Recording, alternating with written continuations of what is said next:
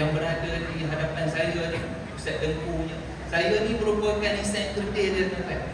Insan kedai dia kan, Ustaz Tengku tadi dah banyak berucap berkenaan dengan kelebihan-kelebihan kita menghafaz Al-Quran. Jadi anak-anak murid yang berada di hadapan ustaz ni, kalian semua ni adalah sangat beruntung. Kerana waktu kecil ni, waktu sekolah rendah ni kan, kalian dah mula menghafaz Al-Quran kan. Begitu juga dengan Ustaz Tengku kan, umur 4 tahun dah mula menghafaz. Dah jam 4, dah mula 4 tahun lain macam. Kalau dah jam 4 dah mula menghafaz Al-Quran. Saya ni tuan-tuan, kalau nak cerita sejarah pengalaman, saya lepas SPM baru nak hafaz Al-Quran. Umur dah makin meningkat, 17 tahun baru nak mula menghafaz Al-Quran. Susah nak mengingat. Orang kata kalau kita tua-tua ni susah dah nak mengingat kan? Waktu muda ni kena menghafaz. Jadi kalian semua ni beruntung. Sebab apa?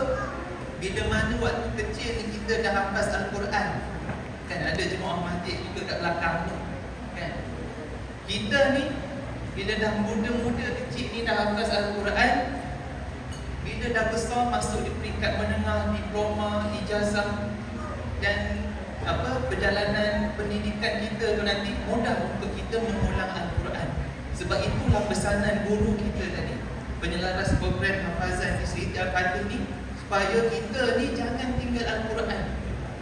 Dan disebutkan juga oleh Ustaz Tengku tadi berkaitan dengan Ahlullah.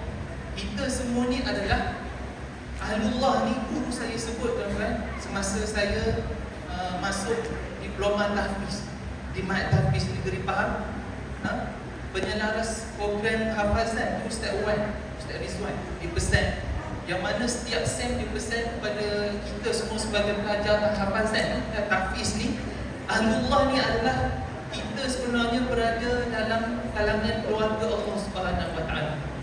Yang mana bila kita sebut keluarga Allah Subhanahu Wa Taala, kita ni para penghafaz Al-Quran di akhirat nanti kan, kita akan duduk dekat, berhampiran dengan golongan-golongan hafiz Al-Quran, dengan syarat kita kena menjaga Al-Quran dan